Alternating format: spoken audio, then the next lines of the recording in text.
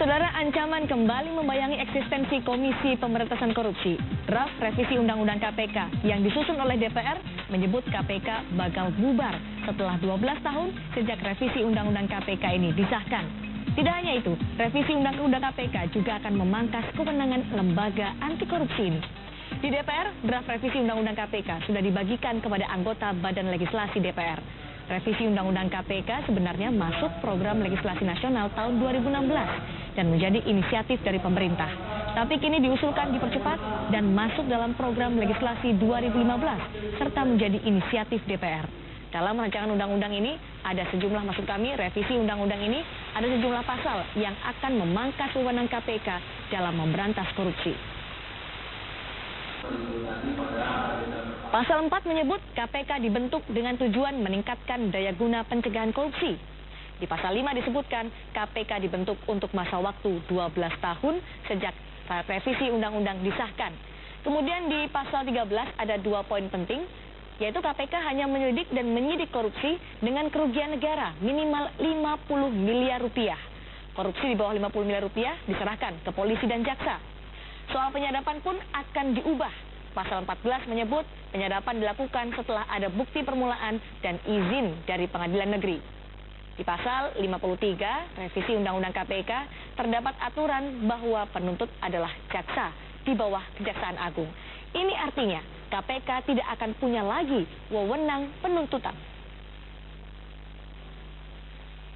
KPK memperkuat akuntabilitas dalam pelaksanaan kewenangan penyadapan.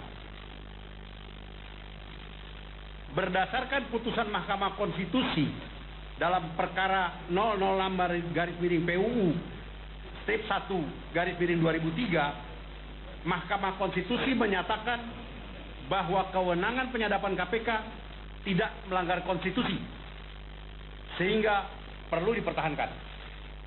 Dan selama ini kewenangan penyadapan sangat mendukung keberhasilan KPK dalam pemberantasan korupsi. Apabila dicabut, maka akan melemahkan upaya-upaya pemberantasan korupsi. Dan KPK setuju dan sependapat dengan pendapat Presiden untuk menolak revisi Undang-Undang KPK. Polemik ini akan kami bahas bersama sejumlah narasumber yang sudah hadir di studio Kompasiana TV. Ada Pak Taufikul Hadi, anggota Komisi 3 dari DPR, fraksi Nasdem. Pak Suparji Ahmad, pakar hukum pidana, dan juga Mas Donald Faris, peneliti dari ICW. Dan ada Mas Sis, komentator Kompasiana hari ini. KPK Perjuangan. KPK Perjuangan.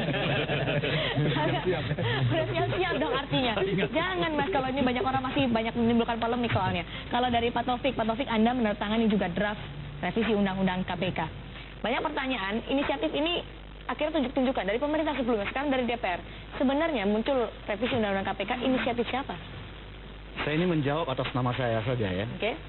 Dan atas nama fraksi saya. Baik. Jadi saya tidak tahu tentang orang lain dan fraksi lain.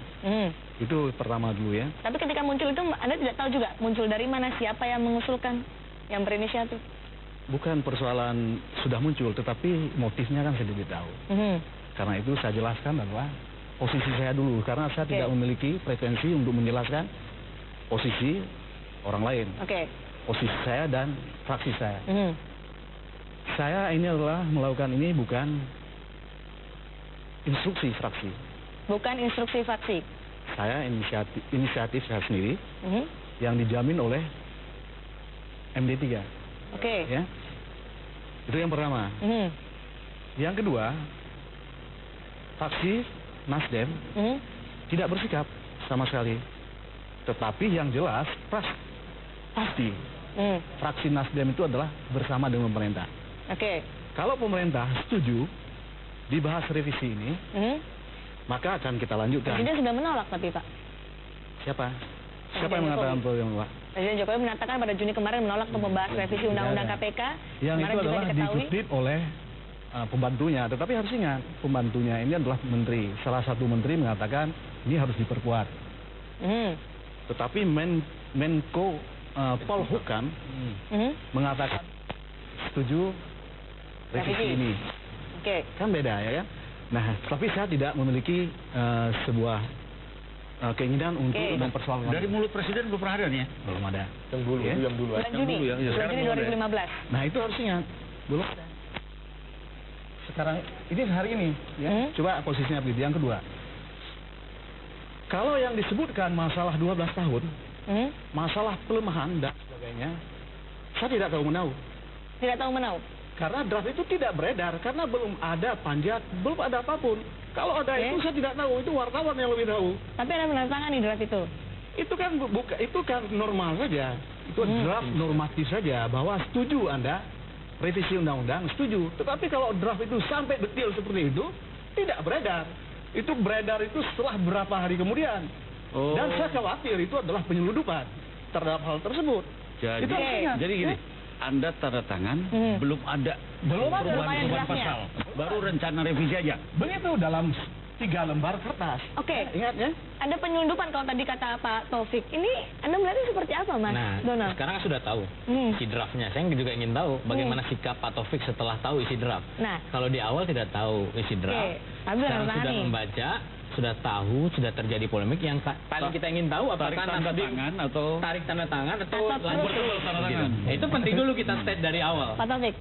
Terus, maksudnya begini, kalau saya itu tidak menarik tanda tangan, karena saya itu setuju dengan pendapat Ketua KPK bahwasanya RUU Undang-Undang KPK ini perlu direvisi.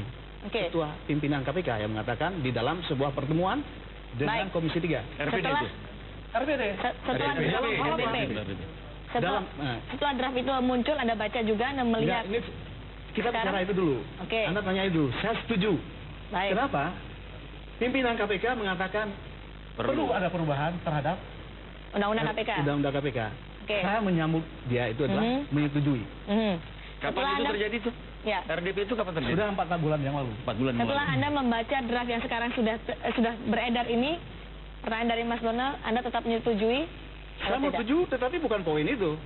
Bukan poin itu. Bukan poin itu. Untuk membatalkan, kan? Saya menyetujui bahwasanya KPK itu merevisi undang-undang itu harus ditambah. Apa yang diusulkan oleh Ketua KPK bahwa harus ada sebuah badan pengawas terhadap KPK. Kenapa? KPK itu adalah bukan isinya malaikat, tapi isinya manusia yang bisa setiap saat bisa sama bro. Si badan pengawas itu juga bukan malaikat.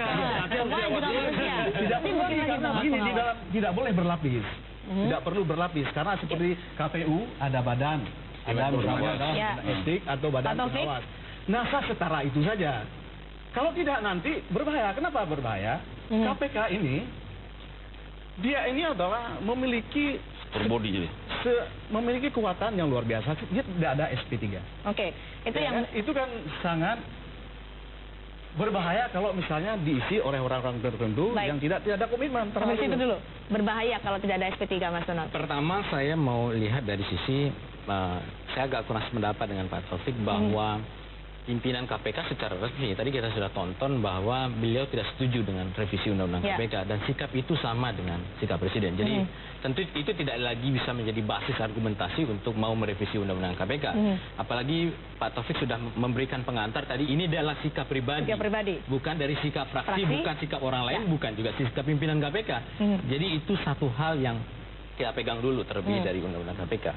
Kemudian yang kedua, kalau Pak Taufik beralasan ini adalah fungsi yang tidak ada yang mengawasi KPK, menurut saya ada keliru. Fungsi penyadapan itu diaudit oleh badan audit yang seperti kemarin baru kerjasama dengan Kementerian Komunikasi dan Informasi. Fungsi anggaran diaudit oleh Badan Pemeriksa Keuangan. Fungsi pengawasan case by case, ada pansus, ada panja, juga diawasi oleh DPR RI. Fungsi yang lainnya diawasi oleh DPR. Internal diawasi oleh PI, pengawas internal. Pelanggaran kode etik oleh pimpinan diawasi oleh komite etik. Jadi mana lagi? Pertanyaannya seperti itu. Masih kurang, Pak Taufik. Pengawas tadi. Semua juga, komisi-komisi tersebut, itu semuanya ada audit. KPU itu kan komisi. Itu ada semuanya diaudit. Tetapi kan dia ada badan pengawas seperti yang dipimpin oleh Pak Jimli Asidiki.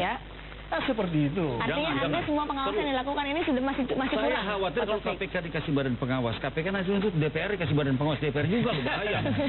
Maksudnya begini, itu maksudnya kita ini menurut saya sesuatu yang perlu kita pertimbangkan, kita diskusikan, ya kan?